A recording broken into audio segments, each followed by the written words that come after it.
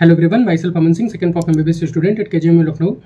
तो जिनका इस बार नीट 2024 में सिलेक्शन हो रहा है, जो कि मतलब बॉर्डर लाइन से बहुत आगे हैं, जिनका सिलेक्शन कंफर्म्ड है, उनके लिए बहुत बहुत कंग्रेचुलेशंस। कुछ लोग बॉर्डर लाइन पे हैं और बहुत लोग उसके पीछे भी हैं। ठीक है, तो जो बॉर्डर लाइन पे हैं उनके लिए ये जानना बहुत जरूरी है कि क्या कट ऑफ है। ठीक है, क्या कट ऑफ है। यदि उससे आपका नंबर 10-15 नंबर पीछे है तो आप तैयारी करना शुरू कर दो। ठीक है, अब इसमें भी सब बहुत डाउट है सबको कि यार ड्रॉप ले या ना ले। ठीक है, बहुत सारी वजह हैं आपको, जो कि मतलब कि एक ड्रॉप लेना एक बहुत मतलब हिम्मत का काम होता है, या फिर बहुत एक असमंजस का काम होता है कि आपको ड्रॉप लेना चाहिए या नहीं लेना चाहिए। काफ़ी सारे फैक्टर हैं, बहुतों के पास हैं कि पहले भी काफ़ी ड्रॉप हो चुके हैं, रिश्तेदारों का प्रेशर है, पेरेंट्स भी कह रहे हैं कि अब मत करो, खुद पे भी डाउट हो रहा है, ऑलरेडी 2-3 ड्रॉप हो चुका है, तो बहुत सारे डाउट है। तो इसको हम अगले वीडियो में कवर करेंगे। यदि आप मेरा ओपिनियन जानना चाह रहे हैं कि क्या आपको ड्रॉप लेना चाहिए या नहीं, ठीक है, बहुत सारी कैटेगरी के बच्चे हैं, तो हर कैटेगरी के बच्चों के लिए मैं एक अलग से बात करूंगा कि आपको ड्रॉप लेना चाहिए या नहीं। जिनका क्लियर है कि नहीं मुझे ड्रॉप लेना चाहिए उन और वो बॉर्डर लाइन पे है, तो उन्हें ये जानना बहुत ज़रूरी है कि क्या करें। ठीक है, तो मैं कहूँगा कि अभी मैं जब कट ऑफ डिस्कशन करूँगा तो जिनका नंबर बॉर्डर लाइन से 15 नंबर 10 नंबर पीछे है, वो श्योर हो जाओ कि मुझे ड्रॉप करना ही पड़ेगा, तो वो अपनी तैयारी अभी 15-20 दिन का गैप लेके शुरू कर दो। ठीक है, 15-20 दिन रेस्ट कर लो। उनके लिए भी मैं आगे बताऊंगा कि आपको मतलब कि एक अच्छी स्ट्रेटजिक तैयारी कैसे करनी चाहिए। ठीक है, तो ओवरऑल यदि आपको मैं बताऊं तो यहाँ पे मैं सारी चीज़ें कवर कर रहा हूँ। ठीक है, अभी आगे आपकी काउंसलिंग भी होगी नीट 2024 वालों की, तो बीच बीच में कहीं कहीं मैं आपको छोटी छोटी वीडियोस बना के आपको अपडेट देता रहूंगा, स्टेप्स बताता रहूंगा कि कैसे काउंसलिंग अच्छी करानी है, आपको कौन सा कॉलेज लेना चाहिए। मेरा भी 2 बार बॉर्डर लाइन पे था नंबर, तो मैंने भी मतलब कि काउंसलिंग एकदम शुरू से अंत तक कराई है, तो काउंसलिंग का भी एक अच्छा खासा ब्रीफ आइडिया है मेरे पास, जो कि मैं नीट 2023 जब हुआ था तो काउंसलिंग मैंने वहाँ पे पूरी मतलब बताई थी, सारी चीज़ें कैसे करना है, मतलब सारी चीज़ें मैं कवर कर रहा हूँ। और जिनका कंफर्म्ड है कि उन्हें ड्रॉप लेना ही है या ड्रॉप लेना ही पड़ेगा, तो वो सारी चीज़ें भी यहाँ पे डिस्कस होंगी कि एक अच्छे से आपको पढ़ाई कैसे करनी है। ठीक है, तो नीट 2025 वालों आप तैयार हो जाओ, आपके लिए भी बहुत कुछ यहाँ पे प्लान्ड है। ठीक है, और आपको जहाँ जहाँ छोटी छोटी चीज़ें भी डाउट होंगी, वो सब चीज़ें भी यदि आप कमेंट में रिक्वेस्ट करोगे तो वो सब चीज़ें भी मैं कराऊंगा, केमिस्ट्री में, बायो में।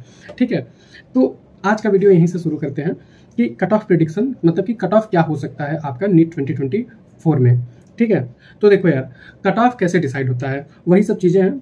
आप अभी तक बहुत लोगों के प्रेडिक्टेड कट ऑफ देख चुके होंगे। ठीक है, बहुत लोग काफ़ी सारा डेटा इधर उधर का लेके सब कुछ बताते हैं कि क्या कट ऑफ जाने वाली है। मेरा ये कहना रहता है कि पिछले साल जिस रैंक तक कॉलेज मिला है उससे वहाँ तक तो आपको कॉलेज मिलना कन्फर्म्ड है। ठीक है, मेरा कट ऑफ प्रेडिक्ट करने का तरीका बहुत सही है। जहाँ पिछले साल तक जिस रैंक तक कॉलेज मिला है वहाँ उस रैंक के अंदर हो तो आपको कॉलेज मिलना एकदम मतलब मिल ही जाएगा 110%। उससे आप यदि 2-4 नंबर आपका उससे कम भी है या फिर उससे 400-500 रैंक आपका आगे भी है, तो आप मतलब कि एकदम चांस में हो कि आपको कॉलेज मिल जाएगा। अब इसमें भी कई लोगों को डाउट होता है कि यदि कॉलेज मिल रहा है तो अच्छा कॉलेज नहीं मिल रहा है तो हम छोड़ दें या फिर कॉलेज ले लें। चलो अभी सब कुछ डिस्कस करते हैं। तो देखो, कट ऑफ जो है वो डिसाइड करता है कि पेपर का लेवल, डिफिकल्टी लेवल कैसा था, कितने स्टूडेंट अपीयर हुए थे, सीट कितनी बढ़ी है या फिर सीट्स कितनी है। तो देखो यार, इन तीनों में जल्दी से मैं बताऊं तो देखो, इजी टू मॉडरेट पेपर था ओवरऑल। ठीक है, मैंने टेलीग्राम पे भी पोल किया था कि कैसा क्या पेपर, कैसा रहा पेपर, तो सबने बताया कि ठीक है, इजी टू मॉडरेट ही पेपर था और सही में पेपर आसान ही था। बात करें नंबर ऑफ स्टूडेंट्स की, तो इस बार 23 लाख बच्चे मतलब कि एग्जाम देने गए थे, 24 लाख फॉर्म भरे थे, तो ये सब चीज़ें आपको पता ही हैं।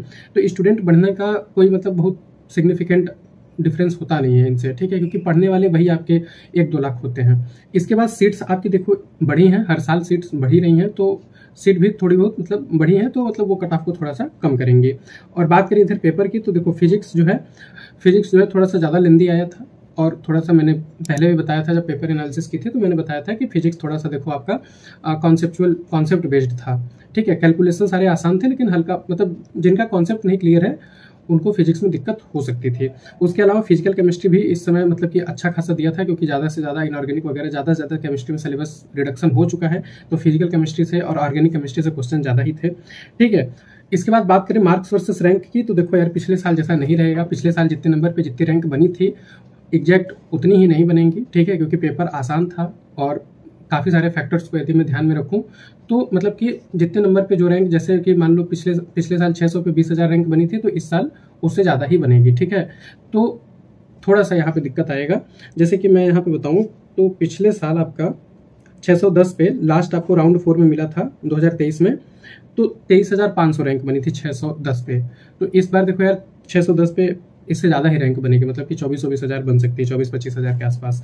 ठीक है, तो मैं यहाँ पे देखूँ कि 2023 में आपका राउंड 1 में ऑल इंडिया कोटा में देखो 614 पे मिला था जनरल को, ओबीसी को 615 पे।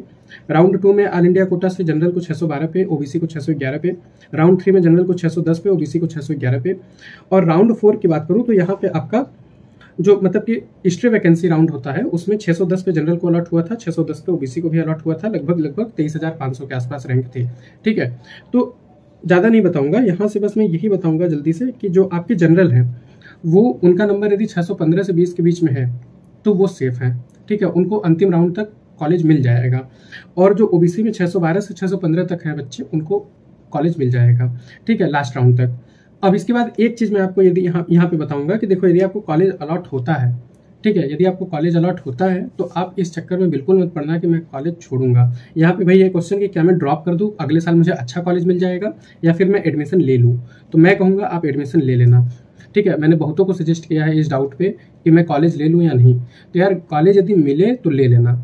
ठीक है, इस चक्कर में बिल्कुल मत रहना कि मैं ड्रॉप करके अगले साल अच्छा परफॉर्म करूंगा या फिर अच्छा कॉलेज ले लूंगा। आप एडमिशन ले लेना, आपका मन होगा तो तैयारी कर लेना। ठीक है, लेकिन फुल ड्रॉप मत लेना। आपको कॉलेज यदि एमबीबीएस मिल रहा है तो आप उठा लेना। ठीक है, और इस चक्कर में मत पड़ना कि मुझे कॉलेज नहीं लेना है, क्योंकि दिक्कत हो सकती है। अगले साल हो सकता है आपके साथ कुछ अच्छा ना हो, एग्जाम वाले दिन तबीयत खराब हो जाए और भी ज़्यादा कट ऑफ भाग जाए आगे, है ना। तो बहुत सारे फैक्टर होते हैं जो कि यही कहते हैं कि यदि आपको कहीं भी कॉलेज मिल रहा है, कहीं भी सीट मिल रही है तो आप उठा लेना। ये मेरा ओपिनियन है ना। और ये छोटा सा वीडियो था कट ऑफ के बारे में। तो देखो, मेरा यही प्रेडिक्शन है कि जनरल में यदि आपका 615 से 620 मतलब 615 प्लस नंबर है आपका, तो आप लगभग सेफ हो। और यदि आपका 612 प्लस नंबर है ओबीसी में तो आप सेफ हो लगभग। ठीक है, आपको हिस्ट्री राउंड तक ऑल इंडिया कोटा से मिल जाएगा। बाकी यूपी वाले, यूपी में मैं काउंसलिंग, यूपी की जब काउंसलिंग स्टार्ट होगी तो मैं अच्छे से चीज़ों को बताऊंगा, तो उस चीज़ों को समझ लेना काउंसलिंग प्रोसीजर में। और बाकी सारी चीज़ें जो हैं अभी मैं आपको आगे फर्दर वीडियोज़ में डिस्कस करूंगा कि आपको ड्रॉप लेना चाहिए या नहीं। नीट 2025 वालों के लिए तो मतलब कि अच्छे से सारी चीज़ें बताऊँगा, कैसे करना है, क्या करना है। ठीक है, मैंने क्या क्या किया था, इफेक्टिव प्रिपरेशन कैसे करना है, तो वो सारी चीज़ें आगे डिस्कस होंगी। ठीक है, तो आज का वीडियो यहीं पे ख़त्म करते हैं। Thank you.